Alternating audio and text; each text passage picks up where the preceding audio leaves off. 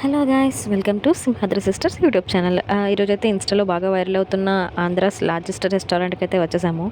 Crowd అయితే చాలామందే ఉన్నారు. Approximately మేమైతే 1.5 అవర్ వెయిట్ చేసాము. రెస్టారెంట్ యాంబియన్స్ అండ్ సిట్టింగ్ అయితే మాకు బాగా అనిపించింది. స్టార్టింగ్ అయితే మేము చికెన్ మ్యాంచో ఒకటి ఆర్డర్ చేసుకున్నాము.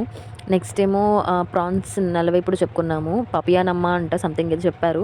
అండ్ ఇంకొకటి వచ్చేసి చికెన్ స్టార్టర్ ఒకటి చెప్పుకున్నాము. సింపుల్గానే చెప్పుకున్నాము. అండ్ మెయిన్లీ మెన్యూకి వస్తే కొంచెం ఎక్కువ అనిపించాయి రేట్స్. బట్ టేస్ట్ అనేది బాగుంటుందని అన్నారు.